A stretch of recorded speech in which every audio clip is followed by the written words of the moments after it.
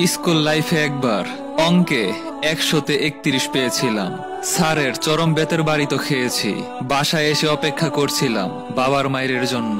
আমার বাবা এলো রাতে, এসে রিপোর্ট কার্ড দেখতে চাইলো। আমার খুব কান্না পাচ্ছিল। আমি তখন ক্লাস 7-এ পড়ি। আমার বাবা কত আগ্রহ করেই না রিপোর্ট কার্ড চেয়েছে। মাথা নিচু করে বাবার সামনে বসে আছি। রিপোর্ট কার্ড দেখে বাবা আমাকে বলল, তুমি তো ইংরেজিতে অনেক ভালোই করেছো, 172, সমাজেও 81, অঙ্কে তো ধরা খেয়ে গেলে। শোনো, কাল থেকে অঙ্ক আমার সামনে করবা রেগুলার। অঙ্কে যদি তৃতীয় সাময়িক পরীক্ষায় 80 পাও, তোমাকে যে কি কিনে দিব চিন্তাও করতে পারবে না। আর যদি ফেল করো, তোমার পড়াশোনা বন্ধ। আমার এক জবান শুরু হলো বাবার সাথে আমার অঙ্ক চর্চা। প্রতিদিন অফিস থেকে ক্লান্ত হয়ে ফিরে উনি বসতেন পাটিগণিত আর বীজগণিত নিয়ে। আমার চেয়ে আমার বাবার পরিশ্রম অনেক বেশি হতো। পরীক্ষার পর রেজাল্ট এলো। আমি প্রচন্ড কষ্ট নিয়ে বাড়ি ফিরলাম। আমি অঙ্কে 172 পেয়েছি। বাবাকে রিপোর্ট কার্ড দেখানোর সময় সেই কি কান্না আমার। আমার বাবা আমার মাথায় হাত বুলিয়ে বলল, কোন সুপারম্যানও 31 থেকে 80 পায় না 2 মাসের চর্চায়। তুমি তো 72 পেয়েছো। তোমাকে আমি 80 টার্গেট কেন দিয়েছি জানো? কারণ যেই তুমি 31 বা 40 পেয়ে মন খারাপ করতা না, শুধু টেনশন করতা বেতের বাড়ির, আজ সেই তুমি 80 পাওনি বলে কান্নাকাটি করছো। কারণ তোমার মানসিক পরিবর্তন হয়েছে। এখন তুমি বুঝতে পেরেছো তুমি আসলে 80 পাবার যোগ্য। সেই সন্ধ্যায় বাবা আমাকে নিয়ে স্টেডিয়াম মার্কেটে গিয়ে সেগা ড্রাইভ টিভিতে চলে একটি গেম কিনে দিল। বাবার এই আচরণ আমার মনে প্রচন্ড প্রভাব ফেলেছিল। আমাকে আমার বাবা কখনোই চাইবার সাথে সাথে কোনো কিছু কিনে দিত না, শর্ত জুড়ে দিত। শর্তে হেরে গেলে আমি সে জিনিসটা পেতাম না, আর মনও খারাপ করতাম না। কারণ আমার মনে হতো আমার ব্যর্থতার কারণে আমি জিনিসটি অ্যাচিভ করতে পারিনি। এসএসসিতে আমার খুব ভালো রেজাল্ট করার বিন্দুমাত্র আশা ছিল না, কিন্তু আমার বাবার আশা ছিল। আর বাবার সেই আশার শক্তি এতই বেশি ছিল যে আমি এসএসসিতে প্রচন্ড ভালো রেজাল্ট করি। বাবা 25 কেজি মিষ্টি কিনে নিজের হাতে সবার বাড়ি বিলিয়েছিল। এরপর ইন্টার পরীক্ষায় আমার রেজাল্ট ভালো হলো। বাবা আমাকে আরো একটি গেমিং সিস্টেম কিনে দিলেন। এরপর এলো ভর্তি পরীক্ষার যুদ্ধ। ভর্তি পরীক্ষা পুরোই ভিন্ন, জীবনের মোড় পরিবর্তন করে দেওয়া একটা অধ্যায়। আমি বন্ধু বান্ধব, আড্ডা গান এইসব নিয়ে মেতে গেলাম।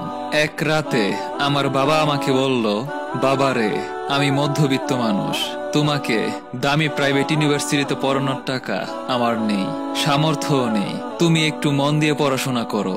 আমি জানি আমার ছেলে ভালো কোথাও চান্স পাবে। যে ছেলে অঙ্কে এসএসসিতে 100-তে 100 পেতে পারে, সে ছেলে চেষ্টা করলে সবই পারে। বাবা চোখটা চকচক করে বলল, তুমি যদি ভালো ভার্সিটিতে চান্স পাও, স্পেশালি বুয়েট বা মেডিকেল, আমি তোমাকে তোমার টেবিলে আঠা দিয়ে লাগানো সেই কম্পিউটারটা কিনে দেব। আমার বাবা সবই লক্ষ্য করে। আমার খুব স্বপ্ন ছিল আমার নিজের একটা কম্পিউটার হবে। বলতে সাহস পেতাম না, তাই ছবি কেটে টেবিলে সাজিয়ে রাখতাম। আমার বাবা আমার হাত দুইটা শক্ত করে ধরলেন।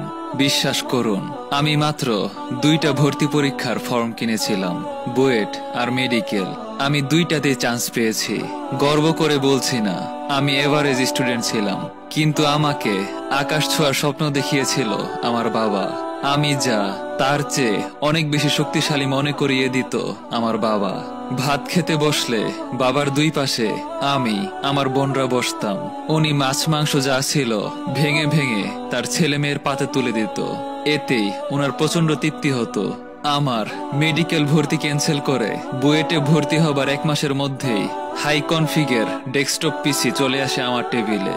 আমি জানি এই পিসি কিনতে বাবার যে কতটা কষ্ট হয়েছে, কিন্তু পিসির পাশে বসে যখন আমি আনন্দে বারবার চোখ মুছছিলাম, বাবা তাকিয়েছিল আর বলছিল, এই কম্পিউটারের জন্য আরো কিছু লাগবে, লাগলে বলবা, ইঞ্জিনিয়ার সাহেবের কম্পিউটার বলে কথা। আমার বাবা একজন গ্রেট মোটিভেটর। শুধু বুলি কপচিয়ে চলে যেতেন না, পাশে বসে ভুল শুধরে দিতেন। আমার বোন যখন ইন্টারে ভালো ফলাফল করতে পারলো না, আমার বাবা ওর মাথায় হাত বুলিয়ে বলেছিল, এটা তো জাস্ট একটা ছোট্ট ব্যাপার, আমার মেয়ে যে কত দূরে যাবে তা তো আমি দেখতেই পাচ্ছি। আমার সেই মেজো বোন ঢাকা ইউনিভার্সিটির ইন্টারন্যাশনাল রিলেশনস থেকে অনার্স মাস্টারে ফার্স্ট ক্লাস, এখন লন্ডনে ব্যারিস্টার। এই সব কিছুই সম্ভব হয় একজন বাবা, না একজন অতিমানব পিতার জন্য। এভাবে প্যারেন্টিং আমাদের যুগে সত্যি বিরল ছিল। আমার বাবা সেই কাজটা করিয়ে দেখিয়েছিলেন। আমার বাবা এখনো আমি একটু নিরাশায় পড়লে আদর করে বলে, বাবা রে, জীবনটা ইসিজি কার্ভের মতো, উঠে আর নামে। স্ট্রেট লাইনে হলে কি মানুষ বেঁচে থাকে? সন্তানের পরীক্ষার রেজাল্ট খারাপ হলে বকাঝকা বা মারধর না করে মানসিকভাবে সাপোর্ট করুন, ভালোবাসা দিয়ে শাসন করুন। ভালো থাকুক পৃথিবীর সকল বাবা মা।